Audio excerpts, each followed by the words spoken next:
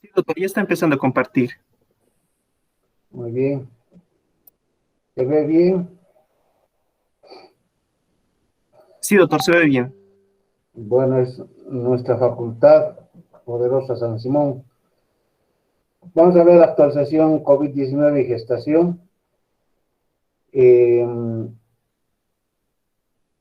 el tema tenía que dar a las 4 de la tarde, pero tenía una cirugía, le pedí permiso a la doctora Castro.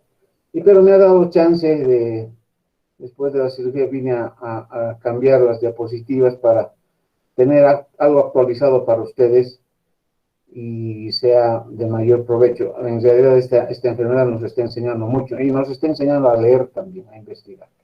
Bien, vamos a ver, esto más o menos es el contenido, antecedentes epidemiológicos de la pandemia, lo que conocemos o desconocemos del coronavirus que afecta a la paciente gestante, las repercusiones maternas, las repercusiones fetales, la vacunación de que están siendo parte ustedes, todos ustedes, y eso me complace porque van a pasar a la historia, jóvenes.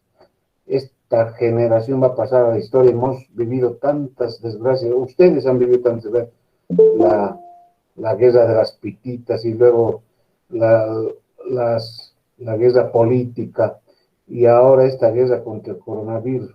Yo pienso que esta generación va a pasar a la posteridad. Son jóvenes que están confinados en sus domicilios. Mi hijo menor hace un año que no sale de la casa y eso pues afecta psicológicamente, afecta mentalmente a cualquiera. Mi mamá, que ya es mayorcita, muy mayorcita, también no sale ni a la puerta. Y esto pues sí tiene que llamarnos a la reflexión. Y finalmente la poderosa San Simón, vamos a ver unas fotografías. Bien.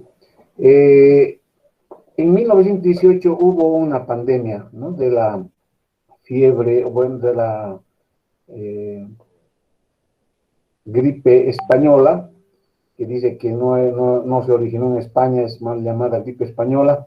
Y en el bueno, también hay otras pandemias, pero muy menores, como el ébola, la gripe aviar, H1N1, pero el 2020 viene esta pandemia por el coronavirus, que ya saben ustedes, empezó en una ciudad de China, en un mercado, y se fue expandiendo poco a poco, que al principio, en marzo de febrero del 2019, decían que se iba a controlar, pero en marzo la OMS ya decreta esta enfermedad como una pandemia que iba a afectar a todo el mundo. Y empezaron con los países europeos, Italia, España, eh, que recibieron, o sea, fueron brutalmente afectados por el coronavirus. Y luego sí tenía que venir, tenía que llegar a Sudamérica, donde todos los países latinoamericanos pues somos pobres, somos del tercer mundo, somos subdesarrollados, y que nos afecte esto pues muy pocos países han podido sobrellevar, tal vez Chile, tal vez Colombia, pero el resto no, la Argentina, nosotros, el Perú, México, Brasil, pues han sentido el rigor del coronavirus. En el 2018 hubo esta gripe española, pero no había la comunicación, tal vez por telégrafo y cosas, pero no había, y tampoco viajes relámpagos como se hacen ahora.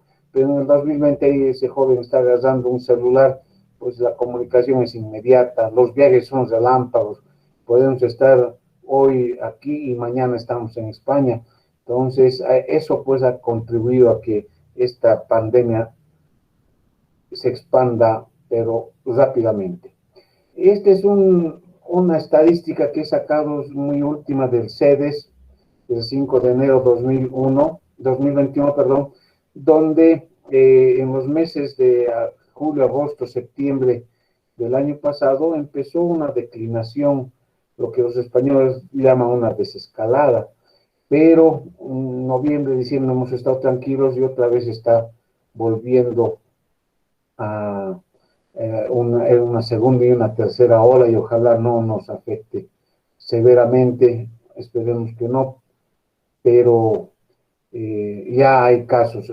Anoche he estado con los 4 estudiantes, compañeros de ustedes en la guardia, y hemos atendido pacientes que no son coronavirus activos, sí son COVID, que está en su fase de solución, IgG positivos, pero sí no nos garantiza que no vaya a tener, no vayamos a infectarnos con las señoras que llegan a la maternidad. Entonces, la pandemia definitivamente va a afectar nuestras vidas, nos ha cambiado todo, nos ha permitido manejar estas vías virtuales, el Zoom, la comunicación virtual, las clases virtuales en los colegios. Aquí en la casa, en el cuarto de mi hijo menor es quinto de secundaria, en el cuarto de mi hija es preparación para el CTO MIR, el cuarto de mi hijo mayor es teología, y aquí pues son las clases de la Facultad de Medicina. O sea, mi casa se ha convertido en una escuela. Y yo pienso que todas las casas o todas las familias están así. Entonces, esta enfermedad o esta pandemia ha cambiado nuestras vidas, y la mujer embarazada no puede estar ajena a esta enfermedad, y tiene la probabilidad de enfermar igual que cualquier persona. Tiene el mismo riesgo, pero aquí es lo grave, es la paciente embarazada tiene mayor riesgo de complicarse por los cambios hemodinámicos, los cambios inmunológicos que se producen en su organismo, los cambios hematológicos, la comorbilidad que tiene la paciente, preeclampsia, diabetes, anemia. Entonces, todo eso le hace más vulnerable a la paciente embarazada. ¿Cómo vamos a hacer nosotros el triaje? Pues una paciente que llega a control prenatal, le vamos a preguntar siempre qué síntomas tiene. Se han hecho unas cartillas específicas para detectar estos síntomas, se hace un tiqueo, y la paciente nos puede decir que tenga fiebre, tos seca, cansancio, expectoración, artralgias, mialgias, cefalea, ¿sí? O nosotros podemos detectar estos síntomas, pero yo quiero decirles que la fiebre que nos, eh, nos toman en los bancos, a la entrada de la facultad o a la entrada de los hospitales, la fiebre es un síntoma que no se presenta en el 100%, en las pacientes o en los pacientes que están con los síntomas o con la enfermedad, pero no es un síntoma patognomónico. Actualmente dice que son las deposiciones diarreicas el síntoma patognomónico por los cambios que han habido en la conformación del virus. Entonces, ¿cuál va a ser la conducta si nosotros detectamos una paciente con la enfermedad? Pues le vamos a poner una mascarilla o un barbijo a la paciente para que no nos contagie al entorno que le está atendiendo. Nosotros sí nos vamos a acomodar con un traje de protección personal. Vamos a hacer la referencia adecuada, justificada y oportuna de primero o segundo nivel donde la estamos atendiendo, a centros de tercer nivel o centros que estén designados por el sistema departamental de salud como centros de atención para pacientes con la enfermedad o con el COVID. Sí, estaban el anterior año el Hospital del Sur, el Hospital de Salomón Klein y el Hospital del Norte, pero eso quedó en nada porque no se pudo implementar estos hospitales. Se necesitan insumos, se necesita equipo y se necesita personal, terapistas, enfermeras, y no había. Entonces ahora dice que todos los hospitales tienen que presentar un plan de contingencia, que es estar preparados para cualquier eventualidad y atender pacientes COVID. Bien. Entonces referimos a la paciente a una sala aislada en la maternidad Germán Urquidi, le hacemos un hisopado nasofaringio y también le podemos tomar una muestra de de sangre para determinar los anticuerpos que ha creado la paciente contra el COVID, IgG y IgM, y la atención obstétrica según protocolo. Ahí tenemos dos fotos, la de arriba pues no hay ningún, debe ser en tiempos que no eran COVID, un control prenatal normal, y ahora el control prenatal parece unos astronautas, como estaban ustedes toda la mañana con sus trajes de bioseguridad, parecían todos que eran marcianos y estábamos atendiendo a los pacientes que se iban, o a las personas que se iban a vacunar. Entonces, esta es la sala de aislamiento COVID, está ahí al ingreso de la maternidad. No entramos normalmente, si solo cuando hay pacientes entramos a valorar y hay que entrar con los trajes de bioseguridad. Allá hacemos las medidas generales, las medidas específicas, la valoración completa de la paciente embarazada. Ustedes ya saben, maniobras de Leopold, frecuencia cardíaca fetal, presión arterial, tacto. Vemos las características del embarazo y también vemos las características sintomáticas o la signología de la enfermedad por el coronavirus. ¿Sí? Auscultaremos pulmones, frecuencia cardíaca, temperatura, y además pedimos exámenes complementarios, laboratorio completo, y la detección de inmunoglobulina G, inmunoglobulina M, puede ser cuantitativa o cualitativa, las pruebas rápidas que se llaman, y con eso tenemos una idea de qué tipo de pacientes estamos atendiendo.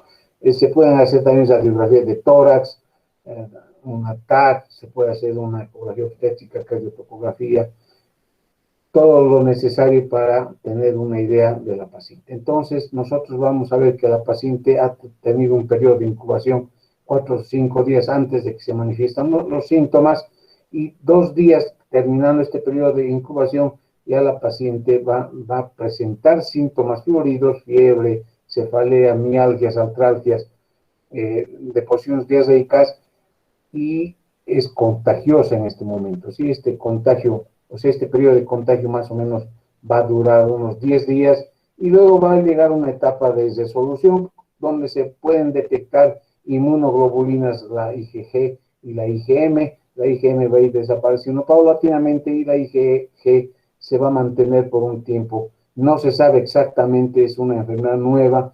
Hay en algunas personas que se ha mantenido elevada 3, 4, 5 meses, en otras personas máximo ha sido 30 días, 35 días ya han desaparecido las inmunoglobulinas. Entonces, vamos a ver a la paciente que está en un estadio 1 con una infección leve, donde vamos a tener unos síntomas, una fiebre, puede haber diarrea, puede haber cefalea, puede haber dolores articulares, y en laboratorio vamos a encontrar linfopenia, vamos a un incremento de los factores de coagulación, la protrombina, y un incremento del dímero D y el LDH. Y estos son como unos metabolitos de los factores de coagulación, el dímero D, y el LDH es un marcador que nos está indicando que hay una destrucción celular, puede ser una hemólisis.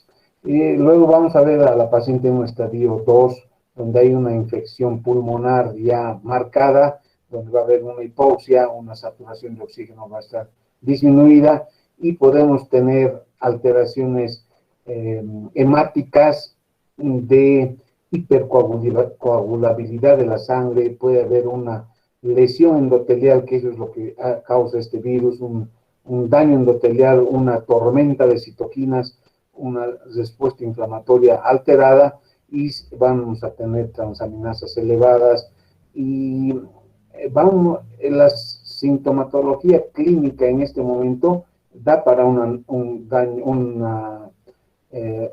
pulmonar, pero los datos laboratoriales dan, en el caso de la paciente embarazada, como para una preeclampsia. El cuadro es similar a una preeclampsia, aumenta la presión, hay hemólisis, hay aumento de enzimas hepáticas, disminución de las plaquetas, el LDH ha aumentado, va a haber anemia por la hemólisis que se está produciendo, y va a haber daño hepático, daño renal. Este virus dice que es neurotrópico, o sea, va a tener una afectación neurológica. Y vamos a ver a la paciente en un estadio 3, ya este es mucho más grave, con una falla cardíaca, puede haber un síndrome de respuesta inflamatoria sistémica, un shock séptico, la paciente va a estar con una sintomatología pulmonar florida, pero no es por una disminución en la oxigenación o en intercambio gaseoso, sino es por una endoteliosis que se produce en el pulmón y hay una hipercoagulabilidad pulmonar y es por eso que los pacientes no pueden respirar. Nosotros podemos detectar los primeros días, las primeras semanas, cuando se ha contagiado la paciente o el paciente, podemos detectar el virus que está en las fosas nasales o en la garganta a través de un hisopado nasofaringeo y detectamos al virus. Pero este va a desaparecer y va a empezar la sintomatología florida y en ese momento desaparece el PCR, se hace negativo, pero empiezan a formarse inmunoglobulinas en respuesta de nuestro organismo al virus. Son unas defensas y la primera que se va a marcar es la inmunoglobulina M. ¿Sí? Esta va a decrecer también en su cantidad, más o menos a las 2-3 semanas, y luego empieza a formarse la inmunoglobulina G. Esta sí va a durar mucho más, casi hasta los 3 meses se han detectado en algunos pacientes. Entonces nosotros con este cuadro podemos saber en qué fase de la enfermedad estamos. Si detectamos una IgM negativo, quiere decir que está en fase resolutiva. Si es una IgM positiva o una IgG positivo, está en fase activa de la infección, infectante es la paciente. Si estamos en fase de PCR positivo, pues está en una fase inicial de la infección. Entonces podemos detectar esto en la paciente a través de un hisopado nasofaríngeo, se puede hacer un lavado broncoalveolar también, y se puede hacer un hisopado, una toma de muestra anal, porque el virus se elimina por las heces. ¿Cuál va a ser la prevalencia en el embarazo del virus, del SARS-CoV-2? Dice de 7 a 18 por estos estudios, les pongo las citas bibliográficas y el DOI que ustedes copian eso y entran a este artículo, entre 7 y 18%, ¿sí? Es la prevalencia de 100 señoras embarazadas, 18, según estos estudios que son del exterior, 18 pueden estar infectadas, pero en nuestro medio pienso que es mucho más por la falta de vacunas, por la falta de medidas de bioseguridad, por la idiosincrasia de nuestros pacientes. A nosotros nos afecta mucho la economía, entonces las señoras tienen que salir a ganar el pan de cada día y ahí se infecta. ¿Sí? Entonces es mucho más alta la seroprevalencia en nuestro medio. Este virus dice que va a producir una enfermedad microvascular y esta enfermedad va a afectar a la placenta y va a simular una patología de hipertensión gestacional como la preeclampsia, entonces, o síndrome de HELP, ¿sí? Porque hay una tormenta inflamatoria, tormenta de citoquinas, un daño endotelial, una activación de las sustancias procoagulantes, van a adherirse las plaquetas en diferentes lugares de la circulación y eso va a dar lugar a plaquetopenia, enzimas hepáticas elevadas, hemólisis y la endoteliosis característica de la preeclampsia, y esta enfermedad cursa con esas características. Entonces, ¿cómo afecta a la gestación el virus del SARS-CoV-2? Vamos a ver las manifestaciones clínicas, ya hemos dicho hace rato, pero vamos a renombrar, puede ser fiebre, tos, disnea, diarrea, linfopenia, leucocitosis y otras manifestaciones que puede decir la paciente, tal vez un poco no típicas, ¿sí? Y ahí dice la presentación clínica de COVID en las embarazadas puede ser atípica, puede ser un síntoma que nosotros no, como la otra vez viene una señora y convulsiona, había convulsionado en su casa, nunca había convulsionado en su casa antes, pero convulsiona en su casa, llega a la maternidad y se descarta que sea eclampsia. Entonces dijeron que probablemente sea un gran mal o una epilepsia. Y le hacen las pruebas para coronavirus y resulta que es positivo. Y ahí dice, el virus va a producir convulsiones, este virus es neurotropo, o sea, tenemos que tener mucho cuidado, puede afectar el encéfalo, hacer un edema cerebral y eso va a producir convulsiones. Entonces ahí están los síntomas, hay diferentes autores, muchos de ellos son chinos porque han vivido la infección de estudiantes. Ahora, aquí tengo otro artículo donde dice que muy pocas pacientes van a ser sintomáticas, la mayoría son asintomáticas. Están con el virus, pero son asintomáticas, no manifiestan. Entonces, lo que estamos viendo es solamente la punta de un iceberg, la punta de esta infección cuando las pacientes son sintomáticas, pero las asintomáticas no las podemos detectar a no ser que hagamos screening o rastreo de todas las pacientes. Si nosotros vemos 10 controles prenatales, a las 10 señoras hay que hacerles las pruebas respectivas para detectar o descartar que no estén infectadas. Además, no solamente una prueba en el embarazo, hay que hacer generalmente unas 3 o 4 pruebas para ver si no se infecta, porque esta infección evoluciona rápidamente. Aquí tenemos los síntomas laboratoriales, o sea, los datos laboratoriales, glóbulos blancos pueden estar normales o bajos. Sí es muy frecuente la linfopenia y un PCR elevado. No es el PCR del coronavirus, no es la reacción en cadena de polimerasa, sino es un PCR, un marcador inflamatorio. Va a haber proteinuria, van a haber transaminasas en sangre elevadas, o sea, por daño hepático, puede haber dímero D elevado, ferritina, DHL elevado. Entonces, ¿qué nos está diciendo esto? ¿Quién nos está diciendo estos datos laboratoriales? Que la paciente aparenta que está cursando con una preeclampsia, ¿sí? Una preeclampsia, y nosotros tenemos que hacer un diagnóstico diferencial. El problema que va a haber, igual que en la preeclampsia, en el COVID, va a haber una microangiopatía, una afección trombótica, va a haber disminución de las plaquetas. ¿Cómo se puede hacer diagnóstico diferencial? Ahí está, con determinar estos factores angiogénicos, tirosinquinasa y factor de crecimiento placentario.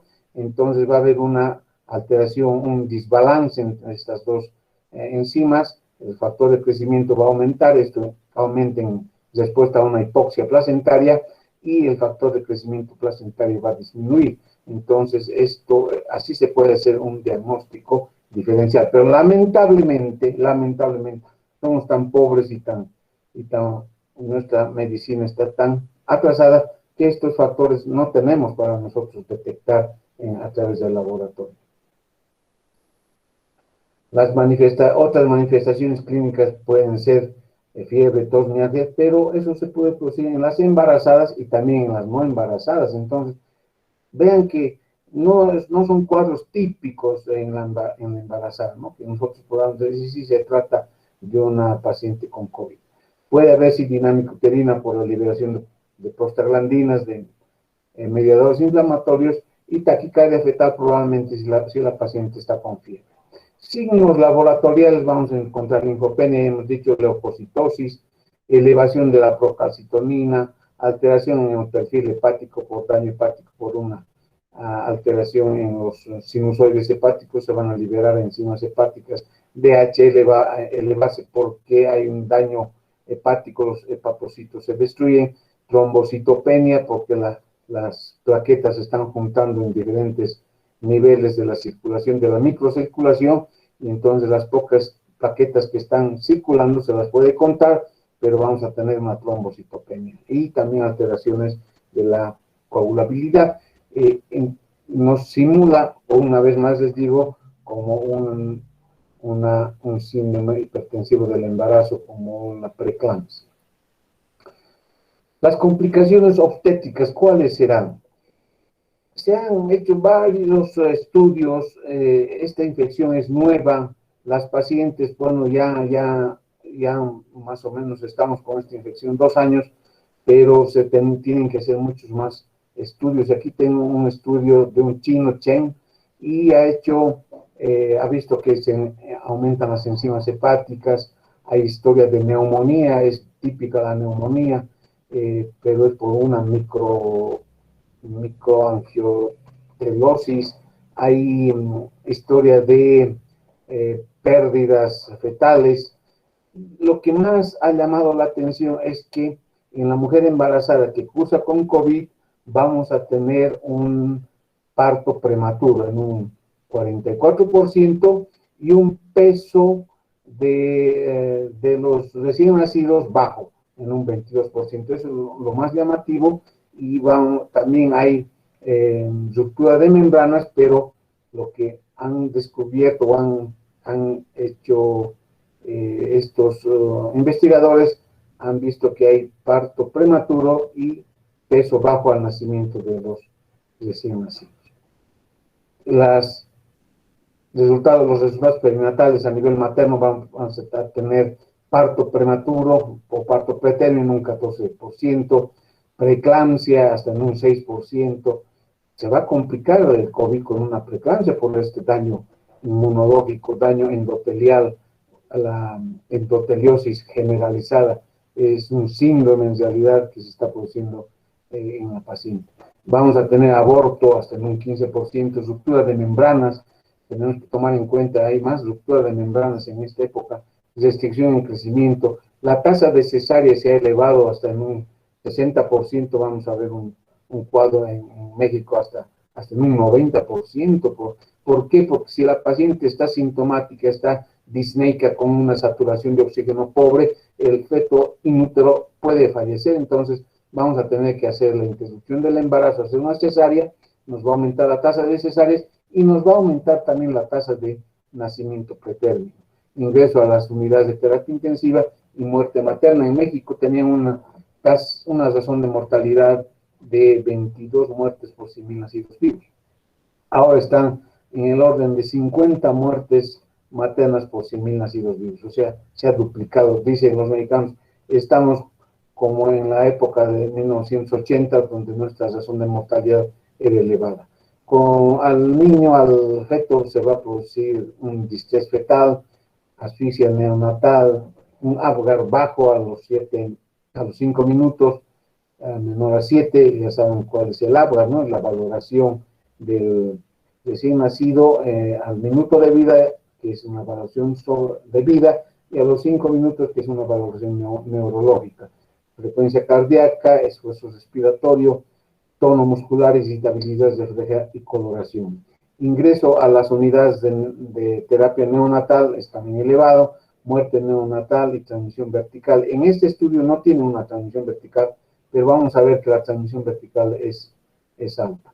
Ahora, hemos visto que pueden haber consecuencias o complicaciones y cuando sanan las pacientes o los pacientes de la fase aguda, pueden haber secuelas como fibrosis pulmonar, disfunción cardíaca, alteraciones neurológicas, coagulopatía. Entonces, la paciente embarazada en el puerperio puede tener estas complicaciones, no va a terminar la patología o la enfermedad con la resolución del embarazo.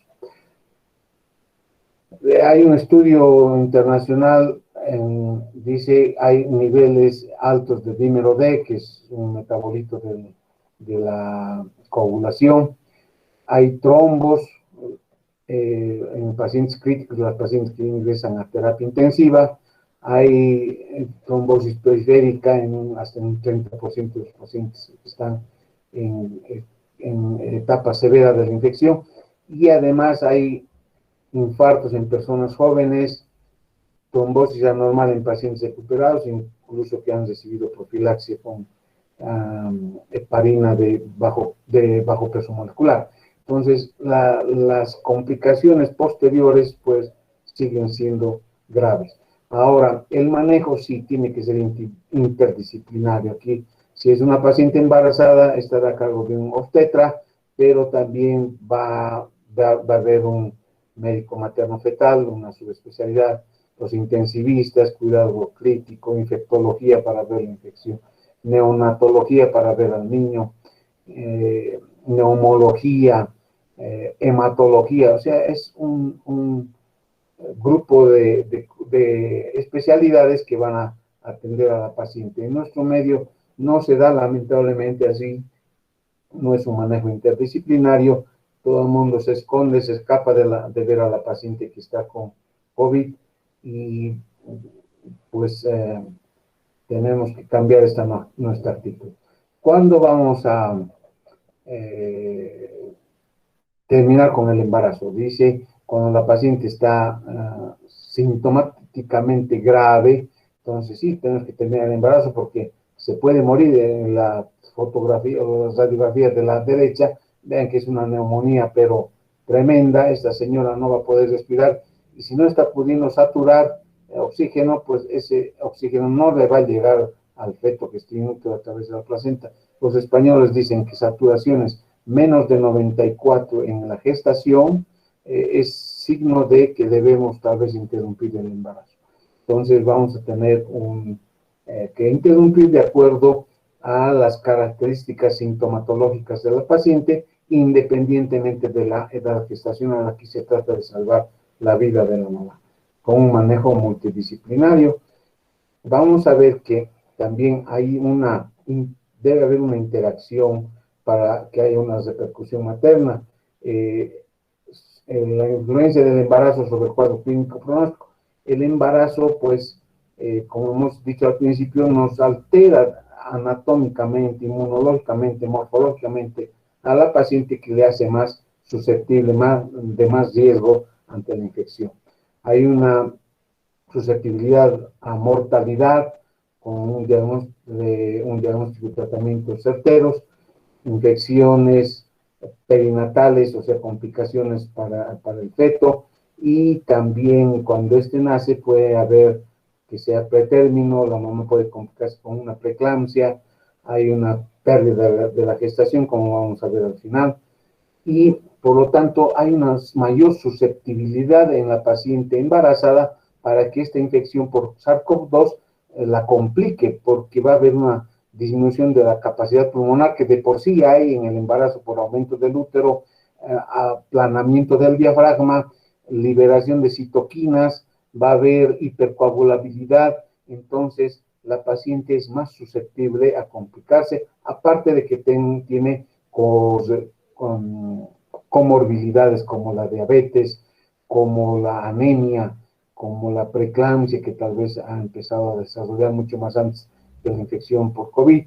La edad también tiene que influir mucho, en muy jovencitas o muy añosas, pues la infección va a ser más grave en las pacientes mayores a 35 años o que tengan otro tipo de comorbilidades como la hipertensión crónica.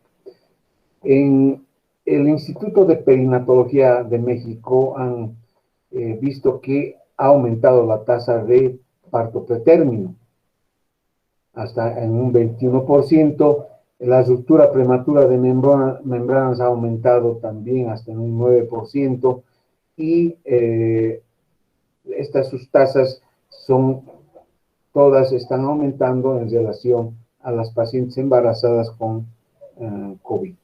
La preeclampsia también ha aumentado, la hipertensión inducida por el embarazo, la preeclampsia severa, el síndrome de Hebb, la hipertensión gestacional. Sí, no hay datos ahí de que han habido pacientes que hayan cursado con coronavirus, con infección por COVID, y hayan tenido eclampsia.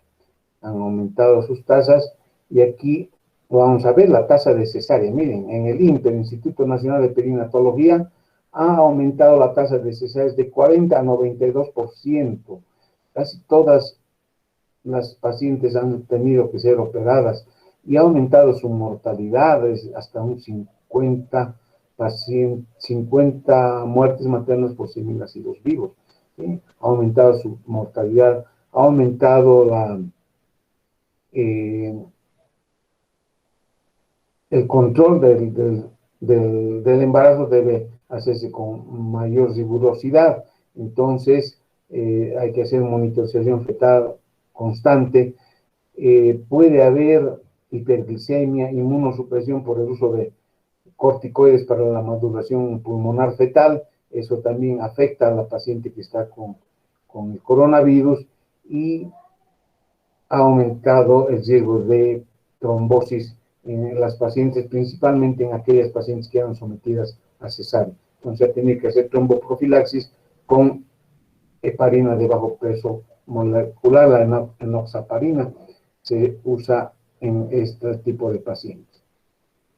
Cuando finalizamos la gestación, bueno, cuando las condiciones son graves para la mamá, para la paciente embarazada, y si la paciente está estable, tenemos que esperar que su prueba, su PCR sea negativo o las pruebas serológicas IgG, IgM estén negativas o por lo menos la IgM esté negativa. Entonces sí se puede atender o planear un parto o una cesárea. Aquí tenemos un parto antes de COVID, quiere decir, eso no es antes de Cristo, y una cesárea antes de COVID. Hay muchos colegas, muchos internos, residentes atendiendo a la paciente, solamente los médicos o el personal de salud está con la mascarilla, pero los pacientes no.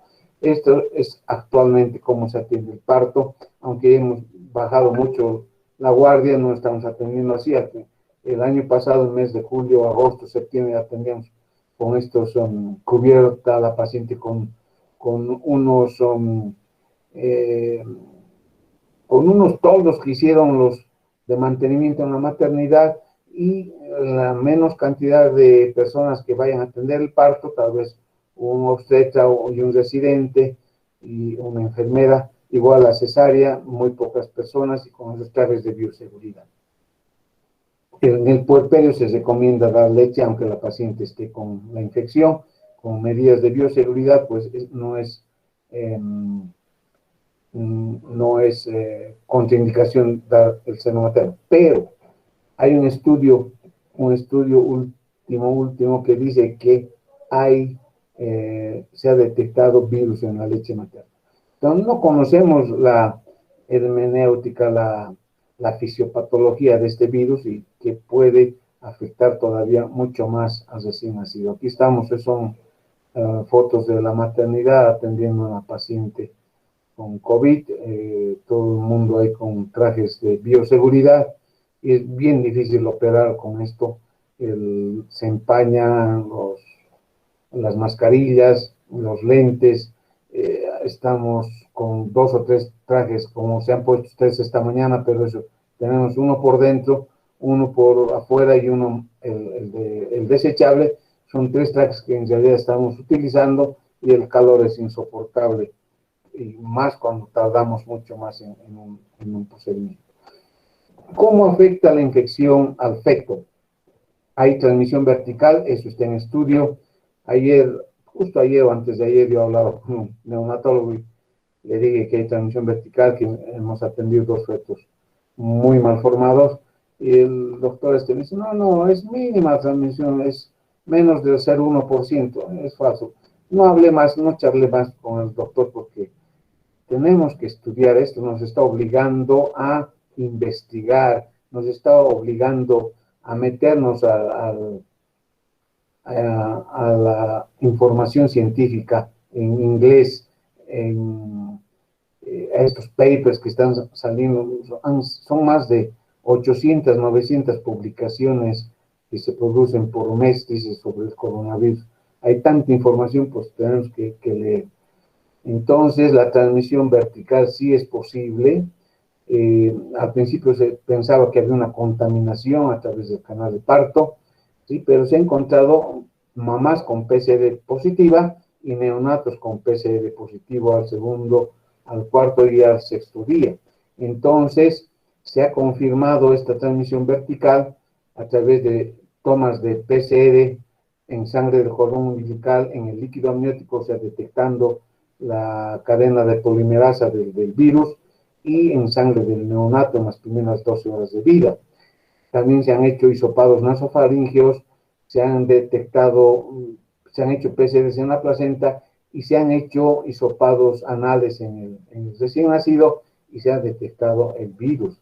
Este es un estudio donde dice que la transmisión vertical es posible, aunque es rara, pero se siguen haciendo estudios y pueden tener repercusiones a largo plazo. No sabemos cómo está afectando al cerebro, al sistema nervioso de estos fetos que están de una madre con COVID, y no sabemos todavía. Esto tenemos que hacer estudios a muy largo plazo. Hay varios estudios donde están haciendo los mecanismos de la transmisión vertical, la infección en el embarazo, incluido el SARS-CoV-2, dice evidencia de transmisión vertical por SARS-CoV-2, parto pretérmino en embarazo con paciente con neumonía crítica, neumonía severa y una transmisión vertical. En China, un caso reportado de COVID neonatal. Hay otro aquí, una potencial infección por SARS-CoV-2 durante el embarazo y el feto, y un recién nacido con alteración, o sea, son fetos que están con complicaciones. Bien, ¿cómo es esta epidemia? Dice que la placenta es un protector de la gestación, o sea, la placenta cuando está indemne no deja pasar al virus, ¿no? Pero este virus es tiene tal virulencia que va a producir una infección, una inflamación en la placenta. Si se produce una liberación de citoquinas, una placentitis, y la severidad de este paso del virus hacia el embrión en el primer trimestre, pues puede producir un daño, una embriopatía, una deformidad en la conformación de este feto o un aborto. Ahora, si ha logrado resistir el primer trimestre, en el segundo trimestre vamos a tener una infección fetal grave con una respuesta inmune y un daño. Se produce un síndrome de respuesta inflamatoria fetal en el feto, y en la mamá se puede producir datos de preeclampsia, restricción en el crecimiento porque la placenta está enferma, abortos pueden ser tardíos, óbito fetal, y estos niños van a tener baja reserva fetal, y cuando lleguen al tercer trimestre en un trabajo de parto, pues van a tener pérdidas del bienestar fetal. Entonces, tenemos que tener mucho cuidado cuando vayamos a atender a una paciente que está con el coronavirus o el COVID activo. Ahora, dice, es probable que hayan distintas vías para la infección durante la gestación, y el daño fetal puede estar controlado o puede estar influenciado por la epidemia materna. Hay datos de pacientes con gran virulencia y no se han afectado los fetos, ¿sí? Probablemente depende mucho de la conformación de la placenta. Hay señoras con poca virulencia y han tenido complicaciones fetales graves. Entonces no se sabe cómo está actuando este virus a nivel placentario. Por eso les dice aquí, el coronavirus, el SARS-CoV-2, es un enemigo invisible que puede producir en la mamá desarrollar preeclampsia, un distrés fetal, un nacimiento pretérmino. Si hay transmisión vertical, vamos a tener una infección en el neonato. En este se pueden detectar inmunoglobulina M al nacimiento, y también está en estudio la transmisión a través de la leche materna. En la placenta va a haber una hipercoagulabilidad, depósitos de fibrina, un daño placentario que va a llevar a una insuficiencia placentaria, igual que se produce en la preeclampsia, una alteración en las vellosidades y una respuesta inflamatoria, una tormenta inflamatoria, interleucinas, factor de necrosis tumoral. Y esto, acuérdense, jóvenes, igual que se produce en la preeclampsia o en la ruptura de membranas, afectan el desarrollo neurológico del feto. Las interleucinas, que son mediadores inflamatorios, van a producir en el feto que se liberen transmisores neurotóxicos como gamma aminobutírico, que van a dañar el desarrollo neurológico. Entonces, es un enemigo oculto el virus en la placenta. Y aquí tengo nos ha proporcionado una patóloga de México.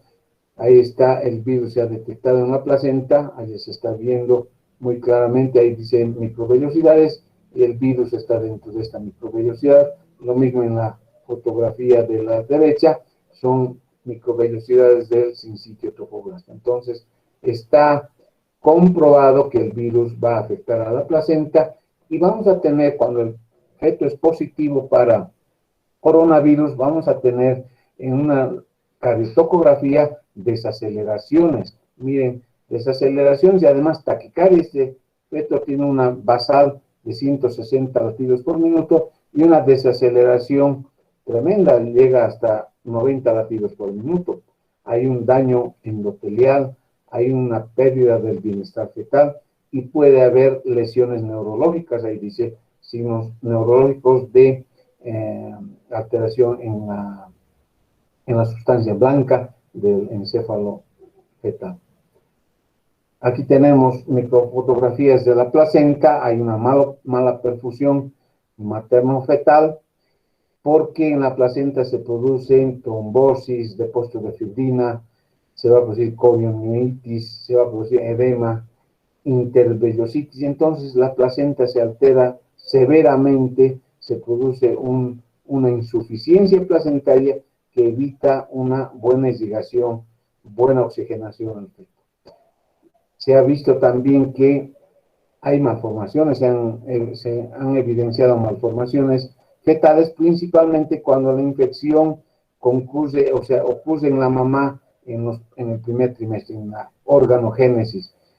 Antes de las 12 semanas, si está con una infección y ya esta infección ha pasado esta barrera placentaria, pues vamos a tener lesiones, abortos, malformaciones fetales.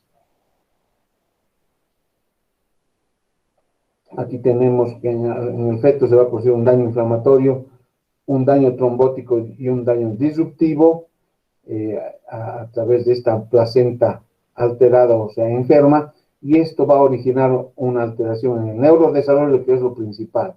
El neurodesarrollo se altera, el desarrollo encefálico. Estos niñitos no sabemos cómo van a estar de aquí a 5, 8, 10 años en la escuela, cómo responderán, cuyas madres han tenido el coronavirus durante la gestación. Alteraciones cardíacas, alteraciones en extremidades, en el tubo digestivo, y tenemos que hacer control exhaustivo 11, 13 semanas.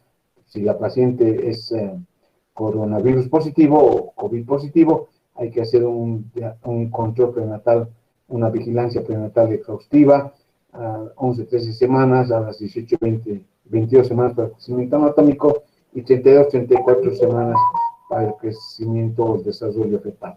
Entonces, hay otro estudio aquí de potencial efectos de SARS-CoV-2 durante la gestación en fetos y nacidos cuyas mamás han tenido la infección. Entonces, puede desarrollarse óbito, puede desarrollarse parto pretérmino, puede haber preeclampsia, restricción de crecimiento y problemas del sistema inmune en las mamás. Y aquí, en este esquema, dice que el virus puede entrar por diferentes lugares. Uno, a través de la placenta, entre el SARS-CoV-2, ahí está, no está siendo controlada por el sincitio trofoblasta, es una vía de infección, de invasión al feto. Otra es la vía vaginal, dice, se puede producir por vía vaginal o por las células inflamatorias que están en la circulación materna, los linfocitos infectados, y pueden infectar al feto que está inútil. Entonces hay varias vías de infección. ¿Qué vamos a buscar? Estos eventos inflamatorios en el feto y en la mamá, eventos trombóticos o eventos disyuntivos. Entonces tenemos que hacer un estudio exhaustivo en el primer trimestre a través de ecografía, tamizajes. En el segundo trimestre igual una ecografía que nos vaya a controlar cómo ha sido el desarrollo fetal, generalmente en 20, 24 semanas. marcadores angiogénicos, tirosinquinasa A y factor de crecimiento placentario, pero eso no hacemos en nuestro medio. Tamizaje del parto pretérmino, ver cómo está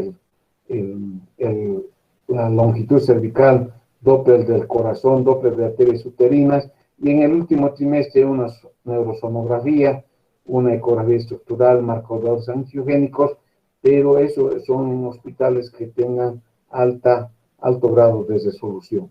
Una vigilancia exhaustiva de la paciente en control prenatal, y vamos a ver que cuando la paciente está con una infección grave, hay en esta cardiotocografía vamos a ver que va a haber elevación de la línea basal en más de un 10%, o sea, quiere decir que el latido fetal va a estar más arriba de 140 por minuto, generalmente 160 latidos por minuto, ausencia de aceleraciones, no va a haber aumento de la frecuencia cardíaca, pero sí van a haber desaceleraciones tardías, y desaceleración tardía significa pérdida del bienestar fetal. Han debido ver ustedes en la clase de bienestar fetal o de sufrimiento fetal.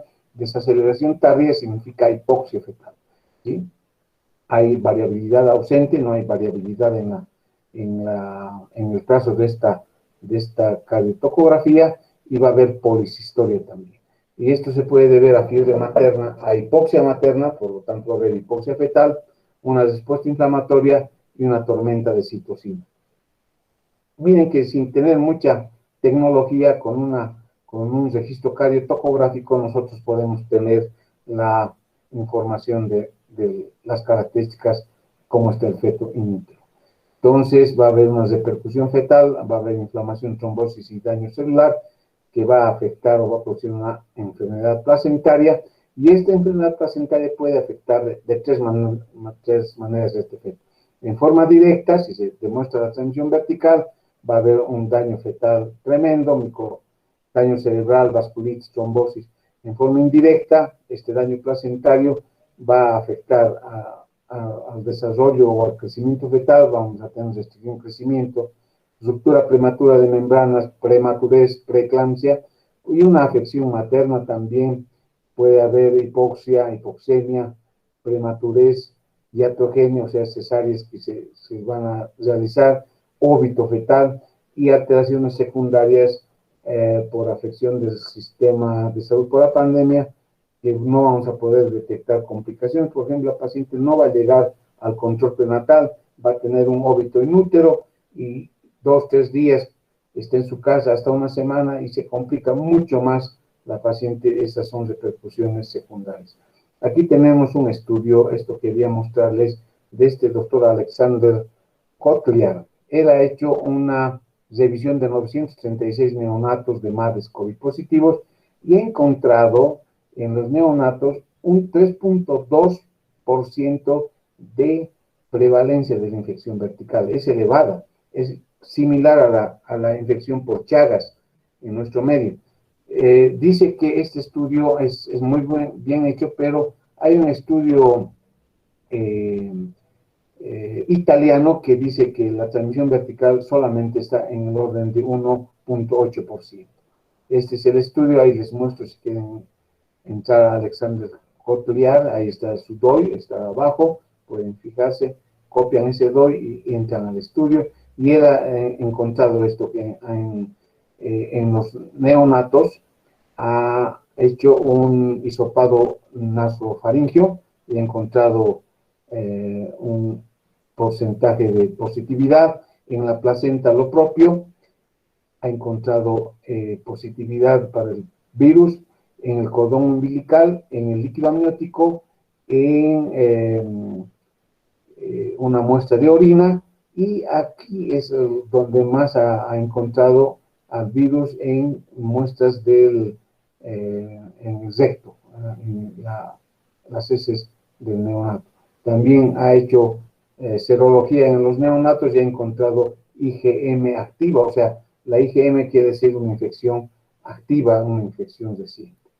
Aquí, esto no es del internet.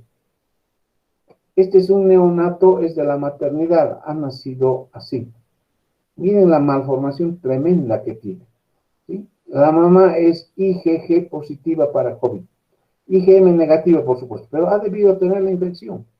Ha debido tener la infección en el primer trimestre y ha nacido. Miren la forma, es rarísimo. Hay malformaciones, vemos malformaciones en la maternidad, pero no como este. Y les voy a mostrar otra que han visto anoche sus compañeros, que han hecho la guardia en la maternidad. Este es otro neonato malformado. Claro que la paciente seguramente por no ha ido a un control prenatal o no ha ido al hospital, ha debido estar con más de 10 días de óbito y es por eso la maceración de este efecto. Una maceración de tercer grado, pero tiene malformación tremenda, ¿sí? Y la mamá también COVID positivo, IgG positivo. Entonces, algo está pasando en el embarazo, se están afectando, pero nosotros no estamos haciendo estudios, nos conformamos con atender a la mamá, atender al recién nacido, y ahí queda nuestra investigación. Finalmente, la vacunación, lo que han hecho ustedes anoche, esta mañana, ayer o mañana, la anterior semana, perdón, en las embarazadas no hay estudios, dice, grandes, hay poca experiencia, la experiencia es limitada, hay alto factor de riesgo versus beneficio, pero nosotros tenemos que ver o sea, qué riesgo o qué beneficio tenemos al vacunar en nuestro medio, con esta falta de recursos económicos, falta de educación en nuestros pacientes. Yo pienso que el beneficio sobrepasa con mucho el riesgo de la infección. O sea, vacunar al paciente va a tener una repercusión adecuada. Ahí están todos los tipos de vacunas que se están usando. Esta mañana han usado, me parece, la Sinopharm, ¿no? Esa, la China. Son 2 dosis y hay resultados preliminares, dice, de seguridad con las vacunas que tienen el virus, o sea, son virus atenuados. Entonces hay que tener todavía más estudios para determinar cuál es la vacuna adecuada para la paciente gestante. Aquí tenemos un estudio donde se han aplicado vacunas a participantes que estaban embarazadas y que han tenido abortos. ¿Sí? Un grupo de embarazadas y un grupo, son embarazadas, pero un grupo que se le ha aplicado la vacuna y un grupo control. En el grupo que se le ha aplicado la vacuna, no han tenido abortos. En el grupo en el grupo control, que no se ha aplicado, han tenido abortos en un 8%, ¿sí? De acuerdo al tipo de vacuna, la Pfizer 8%, la Moderna 14% y la AstraZeneca en 33%. En el grupo que se ha aplicado la vacuna, han tenido 0% abortos con la Pfizer, 0% con la Moderna y 17% con la AstraZeneca. Miren, estos estudios es bien importante que nosotros analicemos. Ahí está el DOI ahí arriba, para que ustedes vean las características y las repercusiones de la vacunación en el embarazo. Pero por la experiencia y todo lo que he leído, hay que aplicar la vacuna en la mujer embarazada, tal vez después del primer trimestre, después del periodo de embriogénesis, si no hay ningún problema de aplicar la vacuna. Esos son los medicamentos que se han estado usando en la gestación, pero este es un manejo multidisciplinario. Se ha usado ivermectina, colchicina, hidrocloroquina, acitromicina, que actualmente ya no se ha visto que no tienen una buena respuesta en el paciente o en la paciente con COVID. ¿Y cuál será el fin de esta pandemia? Vacunar al 100% de la población mundial. Pienso que eso es lo único que nos puede salvar de este problema. En nuestro país, pues, tenemos un subdesarrollo, crisis política, crisis económica, crisis de salud, crisis educativa y hasta corrupción. Entonces tenemos que pelear contra varios frentes, no solamente contra el coronavirus, varios frentes. Hay que tener las agallas necesarias, jóvenes, ustedes, los colegas, los médicos del futuro van a tener que cambiar al país y controlar esta pandemia, no solamente del coronavirus, muchas. Nosotros tenemos la razón de mortalidad más elevada de Latinoamérica, 160 muertes maternas por 100.000 nacidos vivos. Los mexicanos han llegado a 50 y se están queriendo desgastar las vestiduras. Chile tiene 18 muertes maternas por 100.000 nacidos vivos, la Argentina en orden de 40 muertes maternas. Nosotros estamos 160, eso tenemos que cambiar. Bien, comentarios finales ya para terminar, nos hemos pasado un poco. La paciente embarazada debe considerarse dentro de un grupo vulnerable. ¿Están de acuerdo? Claro que sí. Tiene mayor riesgo de entrar a terapia materna o recibir ventilación mecánica en comparación a las no embarazadas por todos los datos que hemos visto, inmunológicos, anatómicos, hormonales en la paciente. Tiene las mismas posibilidades de infectarse, pero tiene mayor riesgo de complicarse.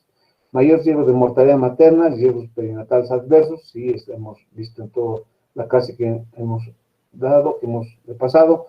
Hay que redoblar esfuerzos en minimizar la transmisión en este grupo, hay que hacer un tamizaje universal en el control prenatal, hacer pruebas de inmunoglobulina o PCR o estos hisopados que están haciendo actualmente para detectar antígeno nasal, no desatender el control prenatal. La paciente no sale de la casa, está confinada, no asiste al control prenatal, pero a través de Zoom, vía telefónica, se pueden hacer consultas prenatales como se está haciendo actualmente con las pacientes privadas, todo es por WhatsApp, todo es por Zoom, nos consultan, pero yo quisiera que esa modalidad se emplee en nuestra paciente, en la paciente pobre, en la paciente que anoche vieron ustedes, es una pobre señora que gritaba que la operemos y era el último feto malformado, macerado. No, ¿cómo vamos a operar? Aumentamos su movilidad en la señora, donde hemos atendido parto y al final dijo la señora, gracias doctorcito, no sé si se acuerda, gracias por haberme salvado, dicen las pobres señoras, que da pena. Somos pobres y todavía que tengamos esta infección que nos está complicando la vida. Transmisión vertical es factible, hay muchos estudios. El virus no respeta barreras protectoras del embarazo y muestra una replicación en el tejido fetal y eso da consecuencia malformaciones fetales, óbito fetal, y todavía no se han hecho estudios a más largo plazo para ver cómo está el desarrollo neurológico y inmunológico de estos niños que van a estar de aquí a 5 o 8 años con tal vez alteraciones diferentes a las que hemos visto hasta ahora. Seguimiento a corto, mediano y largo plazo de los niños y de la mamá. Manejo interdisciplinario, eso es bien importante, y extremar medidas de prevención para no contagiarnos al paciente o a nosotros. Han muerto ya muchos médicos, más de 400 médicos han muerto en nuestro país. Fomentar la lactancia materna, no hay ninguna contraindicación, aunque la mamá esté infectada. Y los hospitales deben tener un plan de contingencia, estar preparados para lo que venga, eso quiere decir contingencia, y tener protocolos actualizados. Hasta ahí este tema, pero quiero mostrarles esto. William Osler dice, el buen médico trata la infección o la enfermedad. El gran médico trata al paciente quien tiene la enfermedad. Y nosotros tenemos que tratar al COVID, tratar al embarazo, tratar al feto, tratar las comorbilidades, tratar a la familia. Es compleja la función del médico en nuestro país. Y aparte que tenemos muchos déficits, ¿no? De infraestructura, de medicamentos, de personal de salud, de terapistas, de terapias intensivas. Entonces, estamos contra muchos frentes que luchar. Esto es sacado esta mañana, punto de vacunación en la maternidad, ¿sí? Y es los pasos de la vacunación. Se debe llegar con el carnet. Ustedes saben muy bien, recibí una capacitación, los felicito a todos, sinceramente. Esta mañana me sentía orgulloso de ustedes porque van a cambiar la historia, van a cambiar la historia. Ahí es su carnet de vacuna, se hacen registrar, consentimiento informado, y luego pasan a la vacunación, y luego en la salita, o en el patio post-vacunatorio, les estaban ustedes indicando a todas las señoras que tenían que hacer, o a todos los señores que estaban ahí cuando debían volver, y todo muy, muy bien.